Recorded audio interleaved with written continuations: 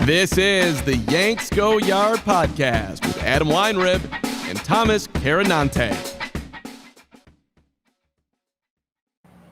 Welcome to the Yanks Go Yard podcast. I'm Adam Weinrib alongside Thomas Carannante. Alex Cora really tried. Yankees took the first game against the Red Sox. We told you, take it day by day. This is a tough 4-game set. The Red Sox think they're in the playoff race. They think the third wild card is theirs, and they should be like 12 games behind the Twins by now. But the Twins are garbage, so technically they're being kept on a string, and bait is floating over the Red Sox heads, and they're thinking they're still in this. Okay, you think you're right in this? You think they're in the thick of the race? Then go take it to the Yankees. The Yankees needed to take this series very seriously, or else things could have gotten very scary very quickly. Walk-off win, Juan Soto. Go-ahead grand slam in the 7th inning, Aaron Judge. The Red Sox make Saturday all about themselves and climb right back into it and steal the narrative. And, oh, wait, they can't do shit on Sunday. They lose 5-2. Jarren Duran, of all people, can't help getting double played, falling in love with being double played over and over again. Cutter Crawford, who apparently stood up in the dugout on Saturday and pointed at yelled coward. He yelled coward at him.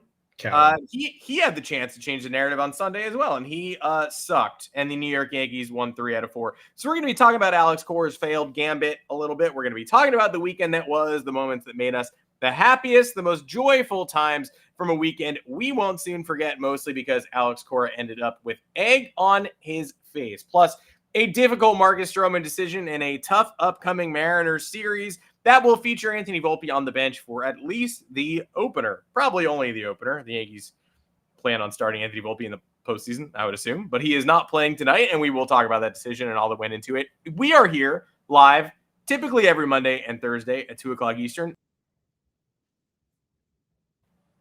Tuesday and Thursday, 2 o'clock Eastern. We are live on YouTube and on all podcast platforms in the aftermath. Thomas Carannante, welcome to the show. We're going to be talking and having some fun. And I think while you're doing this, I'm going to explore my Wi-Fi settings. But you're going to start this off with an ad read before we get into this. Sure am. Thank you, sir. Fix that Wi-Fi, baby. The fans need it. Guys, we're here. Underdog Fantasy is here. So please take a swing at Pick'em this baseball season on Underdog. Over 1 million fans across 33 states got in the game last year by making picks on Underdog. You can win up to 1,000 times your money just by choosing higher or lower on your favorite player stats like strikeouts, total bases, home runs, you name it. Underdog is super easy to play. I just set up my account. I'm ready to go. Join me on there.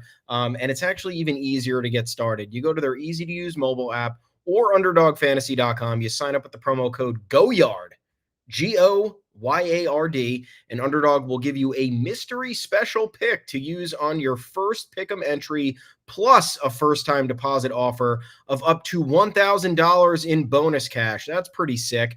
That's Underdog Fantasy. Once again, promo code GOYARD once again to claim your new customer special of a mystery player pick and deposit offer. You must be 18 years or older, 21 and older in Massachusetts and Arizona, 19 and older in Alabama and Nebraska. Why?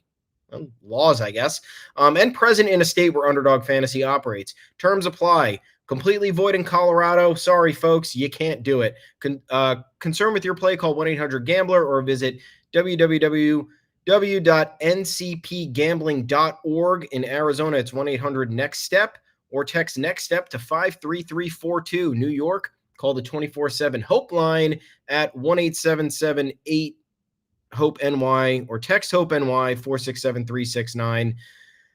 Come on, folks. Get on down to Underdog Fantasy. Try it out. Have some fun. Let's do this. Red Sox Yanks series. How about that? 4-game set. Yankees take 3 out of 4. Completely shocked that they took 3, man.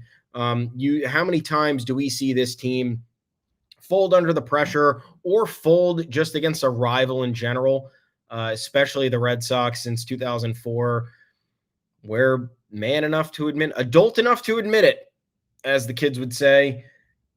It is what it is. Since 2004, it's been a downward spiral outside of a few regular season appearances for the Yankees, getting the best of the Red Sox during their regular season series. But The Red Sox have the edge with World Series over that span, 4-1. The Red Sox, the Yankees have not defeated the Red Sox in the postseason at all since 2003. 2004, they won games. 2003, they won the series. So they haven't knocked the Red Sox out of the playoffs in 20 years. But this one had sort of a special feel to it just because the Red Sox were clawing to remain in the playoff race, and they badly needed to probably take 3 out of 4 here, which really wouldn't have put it past them. Would you have been surprised if we were talking to you today and the Yankees were down bad after that Red Sox series? I wouldn't have been. I was maybe half bracing for it. I don't know. You look at these two teams, the Yankees obviously still not on track, regardless of how you want to look at it. Yes, they have their biggest lead in the division as they had probably in 4 months, I want to say.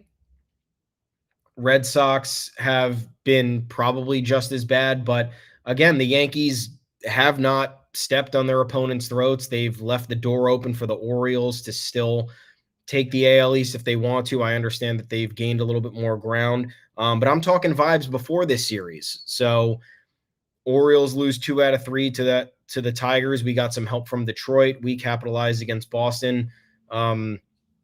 Really all we could have asked for. But you look at the totality of this series too, and could have really gone in the complete opposite direction. Yankees go 5 for 26 with runners in scoring position. They struck out 33 times over 4 games. They only scored 13 runs over those 4 games and had 48 base runners.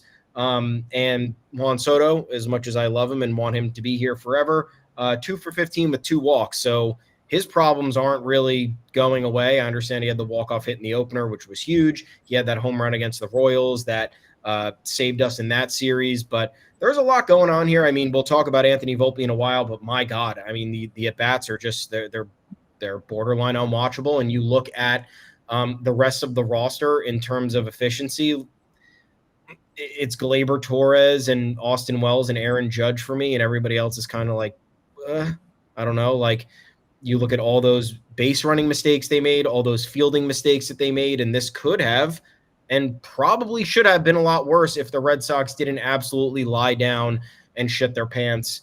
But yeah, this definitely could have gone completely in the opposite direction. We could have been having a very sad podcast, especially if they did not punch back on Sunday. But they did, and we have to be happy about it because they never do. I come back on from bad Wi-Fi, and we're not victory lapping. Like, what happened here? We can't enjoy a 3 out of 4 from the Boston. Yeah. Oh, we are. Good. I'm glad I let you get that out of your system because there's a lot wrong. And if you haven't watched the Joel Sherman MLB Network clip where he goes through the Yankees' unbaseball plays yet, I highly recommend it because it's a kind reminder that there's no worse base running team in baseball than these current New York Yankees. Jazz Chisholm got picked off or caught stealing or backpicked or whatever over and over again this weekend. If you watch the Royals series, you know they won that first game on a late. And that's fantastic, and I'm glad that happened. But before Austin Wells put a charge in that baseball, and before the Yankees rallied in the 7th, it was dropped pop-up by Gleyber Torres, let the runner score from first. Bobby Witt Jr. comes home. A lot of moments where you're just, double errors in the first inning lead to a run off Carlos Rodon, and you're like, what is going on? So, yeah, sure, if the Yankees bullpen had not held it together in the opener, they wouldn't have had the chance to walk off or they wouldn't have completed it. If the Yankees hadn't stormed back from 4-0 down when the Red Sox bullpen got rattled on Friday, we'd be having a very different conversation. And the Saturday game was maybe the most embarrassing game of this entire season, or of Yankees Red Sox in the recent past, although it's a close competition between the Trevino game where he couldn't stop allowing stolen bases at Fenway Park earlier this year, or the Rafaela comeback. But they come back on Sunday with a clean, efficient win. The Red Sox have chances to get back into that game against Rodon. They don't do it. They look like the Yankees on Sunday. The Red Sox look like the New York Yankees. That's the complaint that we've had. And hopefully the Red Sox season is nearing its conclusion. They let 2 teams in between them and the Twins. So even though they're just 4 games out of the wild card with 12 to play, there are also 2 other teams that could be beneficiaries from the Twins slide. I need the Red Sox out of the playoffs this year so badly. I care more about the New York Yankees, of course, and I always do. And this was a crucial weekend for the Yankees, and that's why we're really celebrating, because the Red Sox season is technically not over yet. They can make maneuvers. They've got the Twins at Fenway Park ahead of them. They know that. We know that. You got to root for the Tigers to win baseball games. Yankees and Mariners presents another odd puzzle this week. But I'm just proud of what the Yankees were able to accomplish this weekend. Was it a perfect series? Yes. No. Is it a playoff atmosphere if the team is a 500 team? I still think this was a playoff atmosphere. I think a 4-game series in mid-September against the Boston Red Sox gets you riled up. But most importantly, I think it's 2 of these wins were as exciting as we've seen from the Yankees in a Yankees-Red Sox series in years, in the Aaron Boone era. The Trent Grisham, Tyler O'Neill misplay in left field at Fenway leading into the extra innings. Earlier this year is also a contender. 3 of the best Yankees-Red Sox wins in a long time were all in the last 2 months.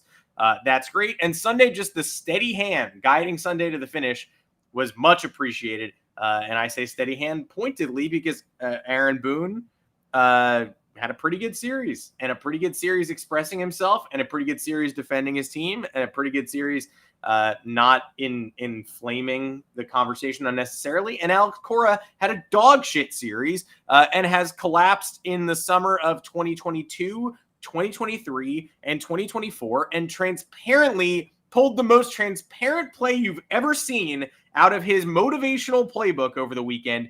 And you can tell what kind of team the Red Sox are from the way they reacted collectively to the Garrett Cole Devers moment on Saturday. Just immediate outrage, pointing and screaming from the dugout. Michael Kay says stuff that can't be repeated. Oh, okay, great. An intentional walk is the ultimate sign of disrespect. Even though it's traditionally been a sign of respect, I guess it's a sign of disrespect at this point. That's cool. But then, yeah, Cutter Crawford, who was very vocal in that dugout, according to Michael Kay, got the ball in his hands on Sunday. You've got Cora talking out of his ass. You've got Brian Bello saying it's a sign of weakness but it's not a sign of weakness to throw at Aaron Judge on purpose. It's just a sign of weakness to pitch around Rafael Devers. I got it. I get theoretically, look, I would have loved to have gone to this show and not talked about the Cora Devers Cole triumvirate that much, because the national shows were talking about it all week as if the Yankees did not win 3 of 4 in this series, which, like, eye roll, give me a fucking break. But I guess we do have to talk about it because I think it's a fun opportunity to dance on Alex Cora for being more a troll than a manager. And I think it's crazy to say that the most pivotal moments in the Yankee season so far were Cora trying just this absolutely unbearably transparent attempt to be from Boston and coming up flat, coming up short, and setting the Yankees up for a fun stretch run and giving them a better chance of falling in a better postseason bracket with just a brazen attempt to bend the narrative in his direction, and it didn't work. And the other one is Clay Holmes blowing that save in Texas. Because for everything that wasn't that impressive about the Yankees lineup in this series, what was impressive was the bullpen holding up extremely well around Holmes. Holmes coming through when used, and Tim Hill, Tommy Kahnle, Luke Weaver, Jake Cousins was a little off, and it kind of didn't matter. Ian Hamilton. Is this bullpen deep enough? It probably has to include Nestor Cortez and or Clark Schmidt. We'll see what we get from Stroman taking through the postseason. But I'm certainly more confident in this bullpen than I was a week when I was at my lowest moment of confidence. Yeah, I mean, the vibes were here for this team this weekend, so we got to give them props there, though the production and the execution didn't entirely seem like it was present. The way that they came back, the way that they were able to survive extras, they walk it off in the 10th on Thursday, which they never do. They had 2 of those wins in a row, and you're like, what? 2 walk-off wins in a row with the visiting team not scoring in the top half? Okay. Pretty cool. Then on Friday, you're down 4-1. I was pessimistic after that one because you look at the Royals game on Wednesday and you're like, shouldn't have been in a walk-off situation. Thankful that they walked it off, though. You look at Friday, well, shouldn't have really been in this situation, but you walked it off, though, I guess. And then Friday is 6 innings of nothing. And you're just like, what are we even doing? And then You have the Aaron Judge heroics. The team finally is able to put something together in the 7th inning, and it's in dramatic fashion. Saturday, we'll talk about that in a second. But then Sunday, you have all that trash talk from Alex Cora, from the Red Sox, which, I mean, absolutely ridiculous and out of this world. But more times than not, the Yankees don't really respond in those moments. Alex Cora clearly trying to use that as a rallying cry to motivate his team. By the way, Alex Cora signed that contract extension with the Red Sox on July 24th after the infamous asshole said that he would not negotiate in season, ends up negotiating in season, signs a deal. Any guesses to the Red Sox record since he signed that extension? It's 21-28. So they've been equally as bad as essentially the Yankees over that span, who have been hovering around a 500 team. They've slipped out of the playoffs. All that Cora magic I keep hearing about from all these Red Sox fans and even the national media, like, oh, the wizard or Alex Cora's wizard continually does more with less. Like, yeah. And he does to an extent, but I mean, show me anything besides 2018. Again, that was tainted by cheating allegations. 2019, all-time bag fumble, has the same World Series roster with the exception of Craig Kimbrell, who was terrible for them anyway, and they end up not making the playoffs altogether. 2020, suspended, laughable year for the Red Sox. 2021, he goes on that run. They beat the Yankees. Okay, cool, whatever. Still didn't win the World Series. 2022, choke job. 2023, choke job. 2024, choke job. So this guy's living off of fumes from 2018. Say what you want about 2021. Like, the Yankees were bad that year. The Yankees and Red Sox were very much the same team. It was a coin flip between those two teams. And then it was the Red Sox facing kind of a fraudulent 100-win Rays team where it was like, yeah, the Rays are good, but they're also not a team that you're necessarily scared of in the playoffs. And then they face the Astros and get their asses kicked after going. Didn't they go up 2-0 in that series? 2-1, but something happened weird. They lost the first game, and then they blasted the doors off in Houston in game 2, and then blasted the doors off Houston at Fenway in game 3. And it was like, this is the year Houston does not have the pitching to compete. There's no way. That, like, the Astros just don't have it. And then, they had it. They took games 4, 5, and 6 because they're in Houston. Yeah, they certainly did. So, yeah, and then, like, this year, sure, he did a good job for half of the season with this roster that wasn't entirely just like he did last year, and then like he did the year before. Yeah. Yeah, so when finally push comes to shove, the team doesn't have enough, gas in the tank. He clearly did his best to try and motivate them, and they didn't respond. And usually the Yankees would lie down in this situation, but the Yankees got off to a quick 4-0 lead. They end up giving up 2 runs, but it ends up not mattering because the Yankees add insurance later on, and the bullpen comes in. That day was Ian Hamilton, Tim Hill, and Tommy Kahnle that saved the day. Really cool appearances in relief to save the Yankees from those tight situations where again, that's what I was saying at the top of the pod. Could have really went either, like, all of these games could have went outside of the Yankees' favor. But I am certainly appreciative, and I have some optimism now that perhaps they'll be able to respond with this attitude, with this edge in more important games over these next 2 weeks and into the playoffs. I don't know, but let's talk about Saturday. I'm really sick of Alex Cora. I've been sick of him for a while. I was elated when they decided to not sign him to a contract extension before the season started because I want to see him anywhere else except for in my life for 13 to 14 times a year. Unfortunately, it's going to be like that for the next 3 seasons. But, man, it's so try hard with this guy. It's all old tactics, and it's just disingenuous, like claiming Garrett Cole hit Rafael Devers on purpose. Like, not just like raising the eyebrows, being like, I don't know, what do you guys think? Do you think he hit him on purpose? I sure do. It was like, he did. He hit him. He hit my guy. Okay, yeah, great. He absolutely. And then saying if we make a run, we're going to look back and thank Garrett on this moment. And it's like, you're not going to make a run and you're not going to look back on anything. So shut up. And then it's like, yeah, Jared Carabas goes on his podcast, calls Gerrit Cole a pussy. Okay, cool, dude. That's awesome. 16-year-old humor. But Alex Cora trying to do this in the manner that he did was just very Bush League. The Red Sox players immediately getting defensive when Devers gets hit in that at bat. It's like, get over yourselves, dude.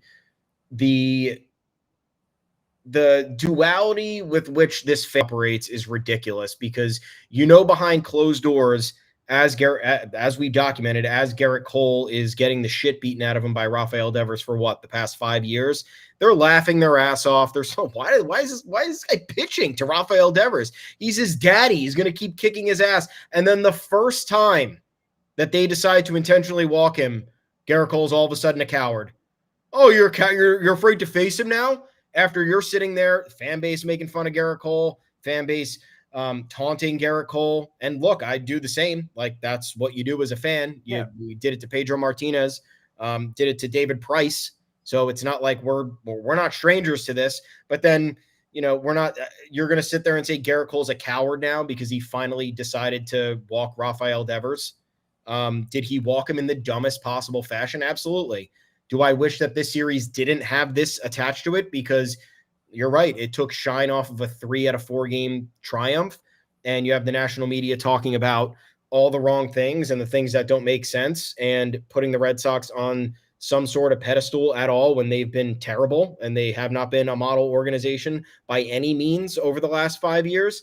It's absolutely ridiculous. So again, Red Sox fans love to have it their own way, right? 2018, they win the World Series. Best team ever. Can't touch us. Next year, World Series roster shits the bed. They finish 4th place or something ridiculous or 5th place. Oh, it doesn't matter. We won the World Series. Can't touch us. We're the reigning champs. Then the next few years, oh yeah, we're rebuilding. So like, it's all good though. We won the World Series. So it's fun. Heim Bloom, savior when he arrives, scapegoat when he leaves.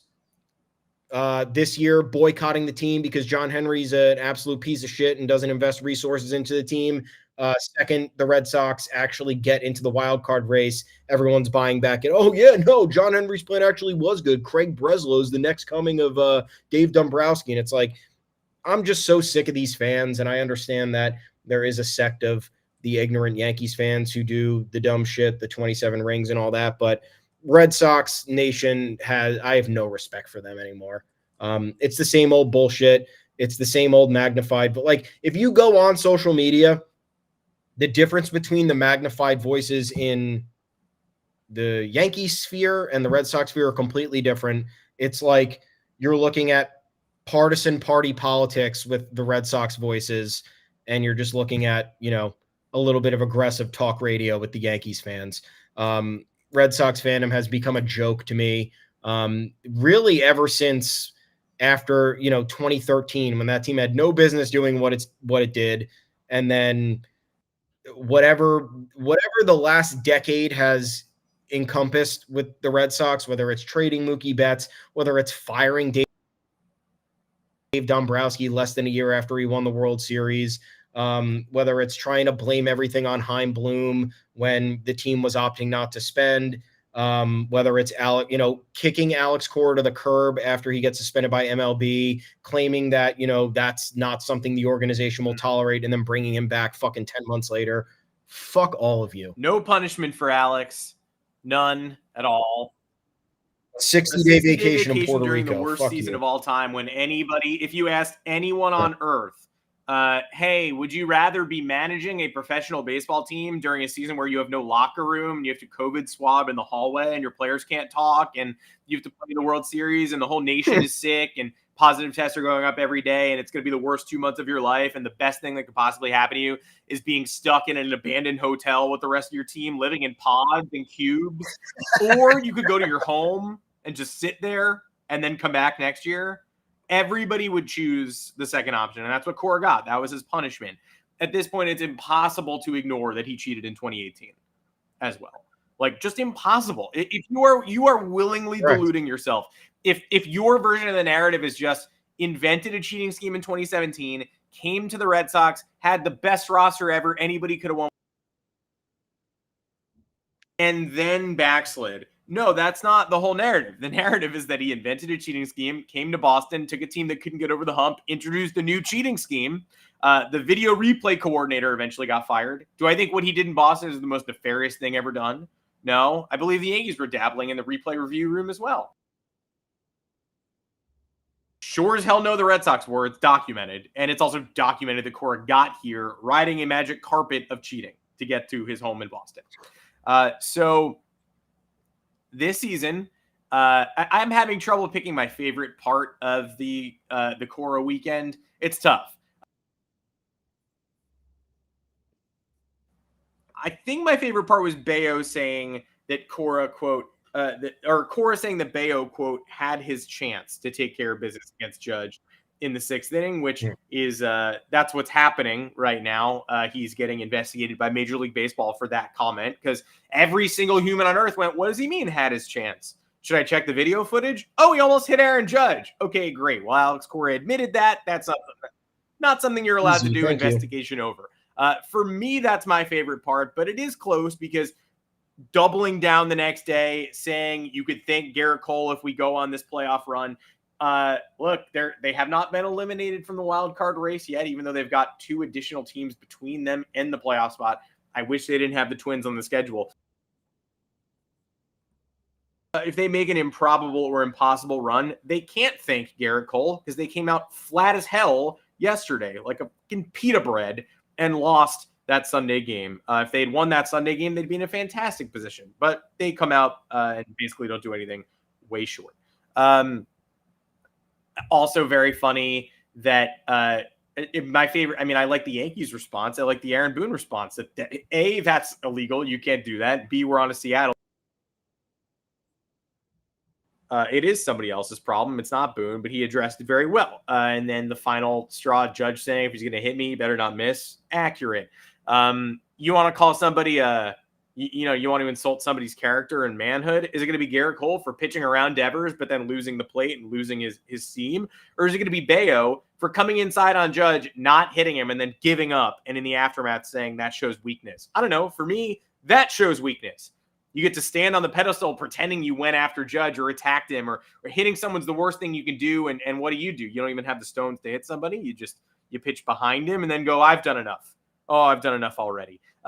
They're all very enjoyable parts of this equation, this delicious pie of Alex Cora getting his comeuppance. But in ultimately at the end of the day, my favorite part is Cora admitting openly to the feds that he tried to hit Judge on purpose in the 6th inning. And then MLB saying, I think we're going to open an investigation into you for the thing you said you did. That's my favorite part by far. While we're also laughing at extensions, by the way, the Red Sox don't extend anyone. They don't spend money. They brought in Craig Breslow this offseason to be a breath of fresh air. What does he do? Brings in Tyler O'Neill for spare parts. That worked. Trades the NL Cy Young for Vaughn Grissom. That did not work. The Red Sox are in a better position this year. They're probably in the wild card spot right now, maybe even the 4 seed or the 5 seed if they have a 16-3 dominant Cy Young winner atop their rotation. But who do they extend? They extend Cora, who oversees his 3rd consecutive summer collapse. So, I mean, everybody agrees he's the greatest manager of all time and ignores his role in not 1 but 2 cheating scandals. But okay, again, that's where your money goes. And then where else did your money go? Cedar Rafaela, after 1 month of baseball last year, got a big money extension to play center field or shortstop. Shortstop, he's defensively dreadful. Trevor Story is still on this team. He came back and forced Rafaela to the outfield. Okay, well, you got a bit of a logjam there because you got Rafaela making big money. Probably not going to trade him. Jarren Duran, why would you trade him? Breakout star. Masa Yoshida, DH, and not really an outfielder. He's been hitting better lately. They might try to trade him. Too much money there. Willie Abreu, you're not getting rid of him. Roman Anthony coming up. Too many outfielders for the Boston Red Sox, but the player playing the worst out of all of them is the one making the most money. So good job. Good job by all of you folks. Tristan Casas is in trade rumors this offseason too.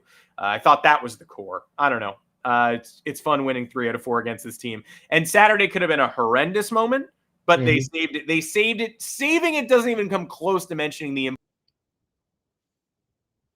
of Sunday's win. Sunday's win is a season-changing victory, and it wasn't even that difficult to get there. The go-ahead grand slam, the Soto walk-off means nothing if you split this series, and we are having a rage-filled podcast rather than laughing at Alex Cora, who, again, tried his damnedest. Did great acting job. The Emmy goes to Alex Cora in the aftermath, pretending he was deeply offended by Devers getting hit by a pitch and writing the documentary himself. And look, 2004, 2024, I think we were all a little bit like, God damn it, this shit's going to work, isn't it? But they lost Sunday's game. They've still got a big old hole to dig out of. And I don't blame Gerrit Cole whatsoever. No, I don't either. Also, Red Sox responding to Alex Cora's rallying cry with 0 for 9 with runners in scoring position in the losses. They were 0 for 21 with runners in scoring position. So good job, idiots. That was your chance to not bury yourselves in the playoff race, and that's what you did. My favorite part was Judge kind of laughing it off. Cora, making those comments that was as stupid as could possibly be, calling out Garrett Cole and acting as if like this was going to be the start of a Red Sox run that was never going to begin because they have shown no signs of doing that whatsoever. And then Judge saying, well, I mean, if you're going to throw at me, you probably shouldn't miss. That would be a good start. So he shrugged it off in mature fashion and took a little shot at them, which is great because usually we don't have the edge. Usually we're not talking the trash. We're not getting the last word. The Yankees got the last word with this win. They win the season series against the Red Sox. They essentially kicked the Red Sox down the playoff totem pole. So I would go as far to say that the Yankees essentially ended their season based on how other teams are performing versus how the Red Sox are performing. I think at this point, the Tigers are much more of a lock to make a playoff run than the Red Sox would be. And I'd even probably be more willing to bet on the Mariners, whose pitching is absolutely incredible. Yeah. So there's that. I'm glad that there was this kind of shift in the rivalry because it was palpable how the Red Sox were constantly getting the upper hand, punking the Yankees, making them look stupid on the national stage. We saw it happen twice this year already. The last few years, especially when Verdugo was there, it was just an absolute nightmare. Even non-competitive Red Sox teams or teams that felt like they were down and out would come back and get reinvigorated simply because they were facing the Yankees and knew that they could take advantage of them. But not this year, buddy. In terms of my favorite win, it was definitely oh man. I immediately doubted them on Friday. I sent out a tweet after the bottom of the 6th inning and said, if you have faith in this team, you are delusional. And then came the bottom of the 7th, go ahead grand slam. So I was glad they made me look like an idiot because I actually do enjoy looking like an idiot if it's for the right reasons. And that was for the right reason. But the satisfying nature and with which how Sunday went down, really great. The only game I didn't watch was Saturday. I decided to go play poker instead. But I'm glad I missed that one because I would have had a lot more rage fuel for that day in terms of tweeting, in terms of having dark thoughts and not enjoying myself. But again, the bigger takeaway here was that the Yankees largely failed to execute. They out-talented the Red Sox, and they came up in bigger moments than the opponent. And for a team like the Red Sox, who feel like it's in their DNA to do that, to not do that at all. Again, 0 for 21 with runners in scoring position. How many runs they score this series? 1, 5, 12, 14 runs across 4 games. Bad.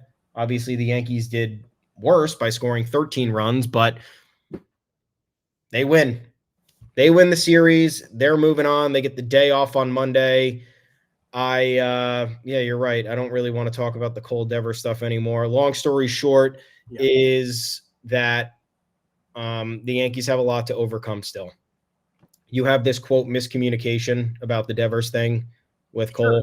Yeah. Where they're like, oh, we had an ironclad strategy to walk him in certain situations. And then Garrett Cole makes the executive decision to walk him with 1 out, nobody on base, and the Red Sox not having registered a hit yet.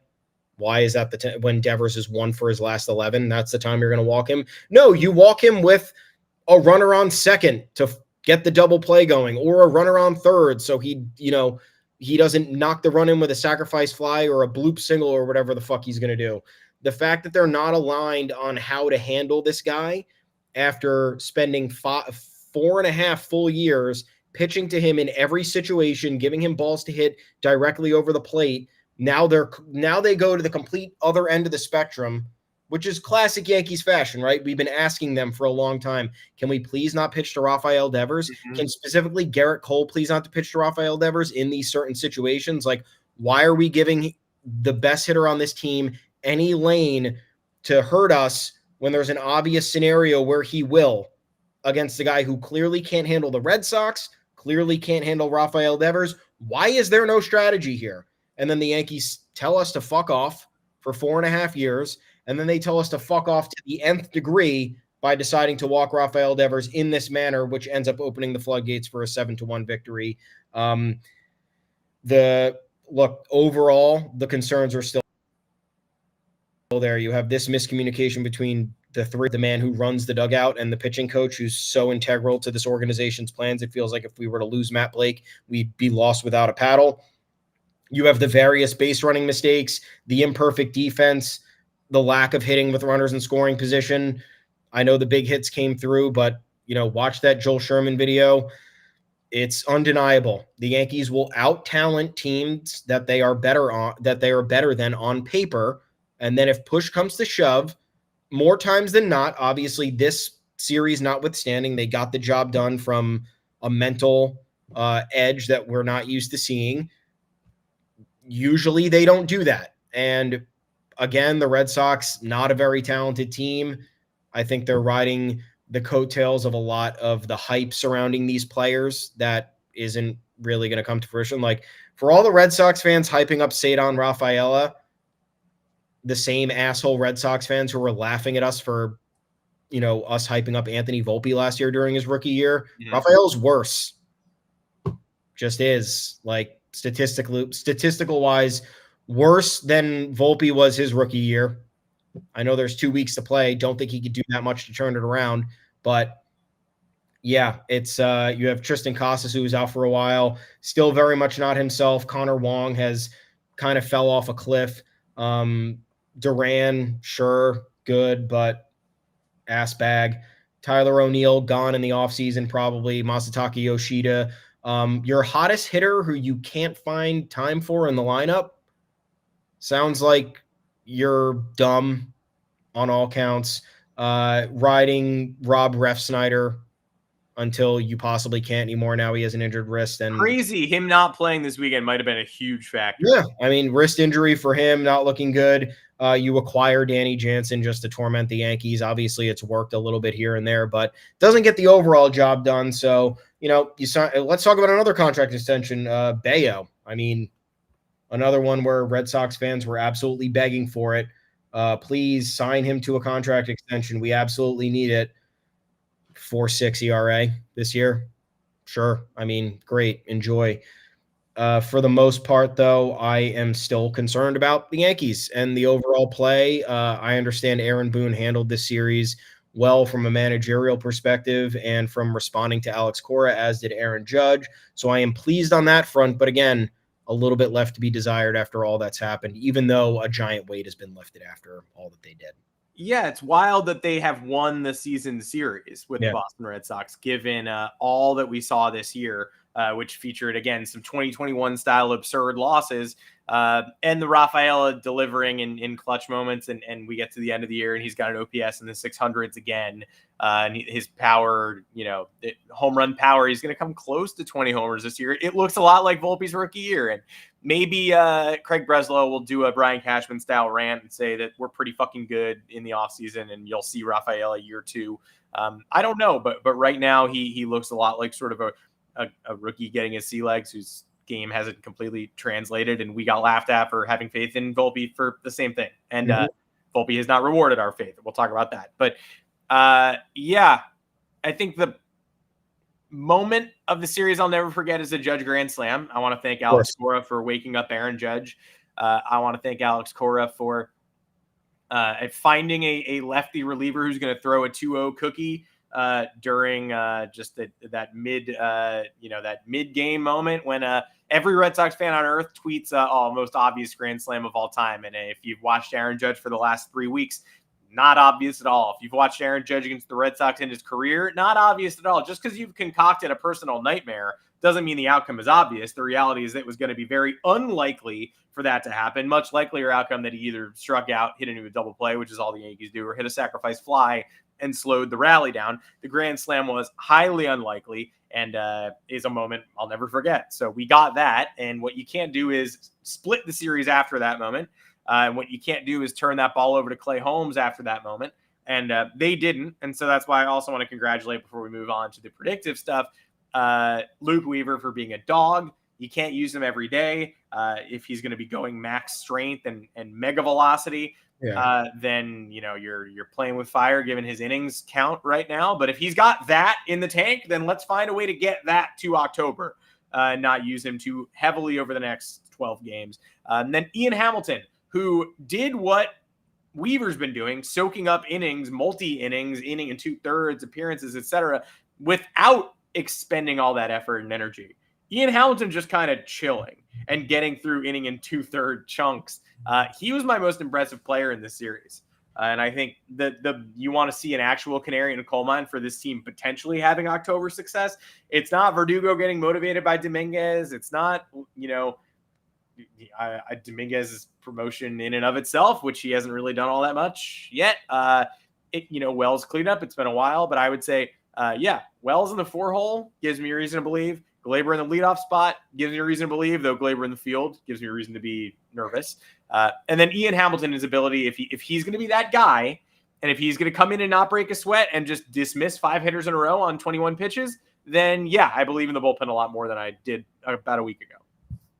Yeah, and it's crazy because another thing that worries me about the Yankees is this inability to make decisions correctly. So we'll talk about Vulpi in this same vein, but you look at the bullpen, right? And they waited months and months and months to just do something that is not damaging to anybody's career, and it's say, hey, you're still going to close games, Clay Holmes, but you're not going to be the permanent closer for the rest of the season because we have other options that we feel can perform at a higher level in certain situations, and you have blown the most saves in Major League Baseball, and that's a problem. So we just have to figure it out. So instead of the Yankees just admitting that to themselves in maybe, I'll give them a leash 3 weeks prior to actually doing it, and I think it should have been probably 5 weeks prior.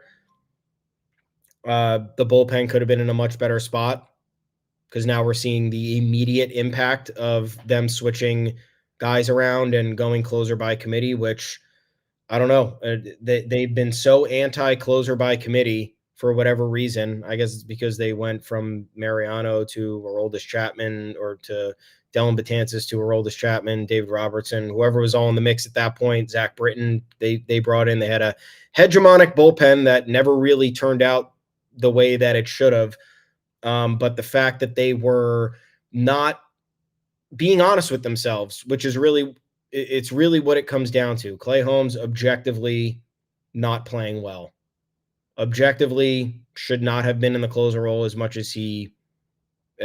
as he was. Me getting texts from non-Yankee fan friends asking, oh, this guy leads the league in blown saves and he's still the closer. Why are you guys doing that? I have no answer. And now the same goes for Anthony Vulpi. Anthony Vulpi, who Aaron Boone, on the topic of Anthony Vulpi getting a day off, got mad on the Talking Yanks podcast for the host suggesting that. It was when Oswald Peraza was up with the team. Oswald Peraza, very good defender, also needed some run because the Yankees had injuries and they called him up from AAA. So what's the solution there? Oh, instead of having him sit on the major league bench for a week, we can sprinkle in some reps and then send him back down to the minor league so he doesn't really lose any of that consistent feel of play. Instead, Aaron Boone is saying, oh, well, bench Anthony Vulpi. What are you guys talking about? He's a really good fielder. Yeah, but he's also like 4 for his last 55, and that's really bad. So maybe a day of reset, figure out the mechanics, get back on track. I don't know. Next question. Ridiculous. I'm going to bench a winning player. Nope. Nobody's saying bench, just saying, just like you do everybody else, give a random day off. And then what happens? 2 times over the last 8 days, Anthony Volpe has given a day off. So the Yankees, again, waited too long to make a decision that could have benefited them long ago. Anthony Volpe could have benefited in August from days off. And it's not crazy to ask for that type of treatment, because last year, when people were concerned about Volpe's downturn at the end of the season, Aaron Boone came out and said, you know what? He was feeling run down by September. It was the most games he's ever played in a year. Was kind of burnt out by that point. Great. So you have evidence of that happening from last year. And, what's Volpe doing in September this year? In 14 games, he is batting 163 with a 340 OPS, 0 home runs, in fact, 0 extra base hits at all. So you even go back as far as June. That month, he batted 220 with a 547 OPS. July, 235 with a 653 OPS. August, 247 with a 683 OPS.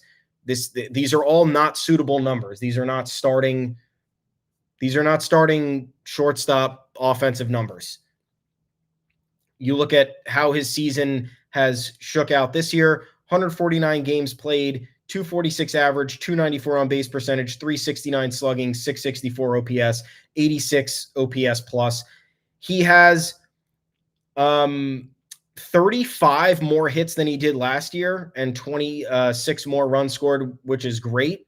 But he has 10 fewer home runs, 5 fewer RBIs, 14 fewer walks, a better average, which is great, a marginally better on-base percentage, a worse slugging percentage, a worse OPS, and on track to have a worse OPS plus as well. I don't think anybody was being harsh in terms of, I got flack on Twitter from somebody because during the Royal Series, I think Volpe came up in a couple of big spots. And it was a non-competitive at bat, completely just like, what is happening here? And I said, you know what? The reality with Anthony Volpe, guys, might just be he is an everyday starting shortstop and your number 9 hitter, and that's it. And that's not a bad thing to have, but the fact that he was the number 1 overall ranked prospect at one point, the fact that the Yankees have cleared a path for him in the manner in which they did, with absolutely no disputes. They will not hear any other end of the argument regarding Anthony Volpe, is absolutely ridiculous, especially when you look at their past treatment of top prospects. They treat them all like shit. And I know it sounds like we're repeating ourselves, because that is a very large talking point throughout the Yankees community, but it's absolutely true. Oswaldo Cabrera has done nothing but prove himself this year, and he has gotten less and less playing time as the season has gone on. Doesn't make any sense.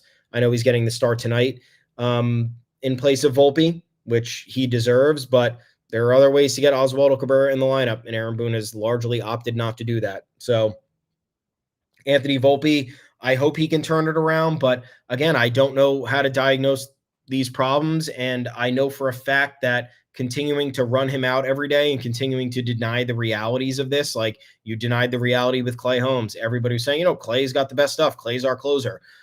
Yeah, he might have the best stuff, but he's not executing. He might, in theory, on paper, be your closer, but he's statistically the worst closer in terms of closing games in all of Major League Baseball. And that leads us to, the Marcus Stroman decision too. Marcus Stroman shifted to the bullpen, probably the right move. I think a lot of fans got worked up about this for, I don't know. I guess there's validity in being upset with how Stroman performed in the second half. But if you look at his overall numbers in terms of like what it costs to acquire a veteran starting pitcher who's going to give you a decent run, he has a 4.07 ERA, 1.43 WHIP, which is not good, but 4.65 FIP. He's thrown 148 innings across 28 starts. Those 28 starts are the most he's made since 2021. I mean, yeah, some of the starts have been bad. Some of the outings he's dancing around hitters, and you're just like, why can't you attack hitters? For the most part, he's been fine. He gave the Yankees exactly what they needed. They needed length in the rotation. They needed veteran firepower. They needed a little bit of attitude, which he gave them on multiple occasions. Now he's moved to the bullpen. That's, they have to skip his turn next in the rotation. He's been performing the worst out of everybody. Same went for Nestor at that point, too. Nestor was not performing well when he got shifted to the bullpen a week and a half ago. He pitches out of the bullpen, ends up doing well.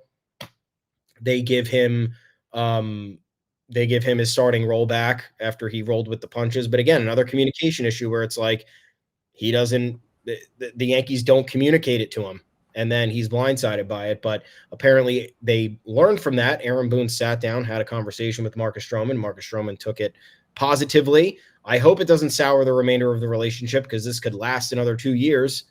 If he throws 140 innings next year, I think his option vests for 2026.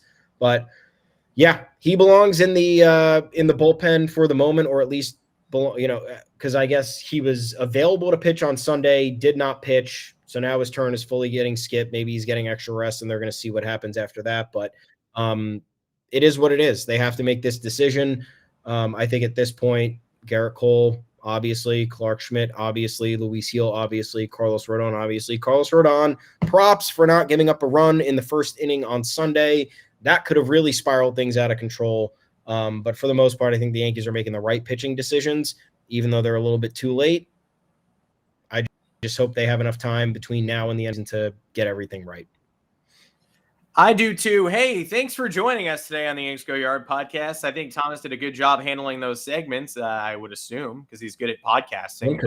But shame that I wasn't here. My takes are exactly what his takes are. I also think the Marcus Stroman thing was communicated weirdly. I wish we'd seen Marcus Stroman in the Saturday blowout instead of Tim Meza for 3 2/3 innings. Shout out to Tim Meza, but like, if we're probably going to lose that game and we're in experimental mode already, then like, can you see Marcus Stroman? Anyway, maybe he pitches tonight. Who knows? Maybe the Yankees do some piggybacking Seattle. Weird late night series.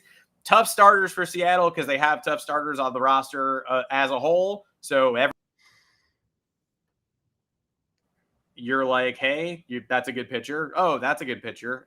Yeah, how's this team not in the playoffs? Oh, they don't hit, I guess. Yeah, sure. But good pitchers across the board. Julio Rodriguez heating up. We'll maybe have some interesting late night baseball. And if the Yankees do happen to lose some games, that hurts Alex Cora's chances of pulling off a miracle. So, sorry, bummer.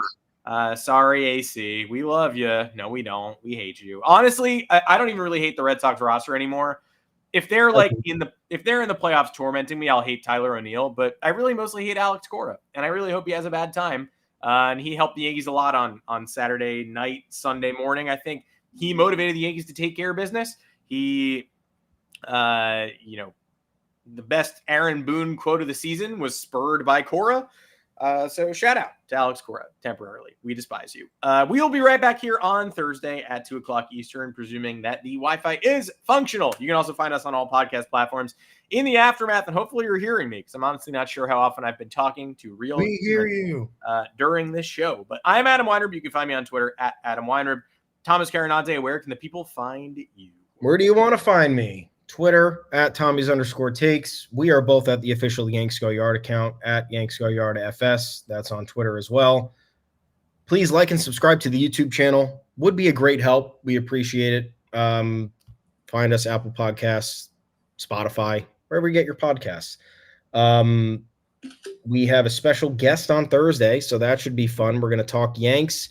We're going to ask some questions. We're going to have a good time. In the meantime, head on over to yanksgoyard.com. There's plenty of content there for you, covering all of this Alex Cora stuff in depth. We got roster moves coming, playoff roster projections, everything you could possibly think of. It's there for you. Don't forget about Underdog Fantasy, code GOYARD. Go Yard with us. We'll talk to you on Thursday, 2 p.m. Eastern, live right here. Thanks for joining us, everybody. We will see you on Thursday for a very fun one. Take care.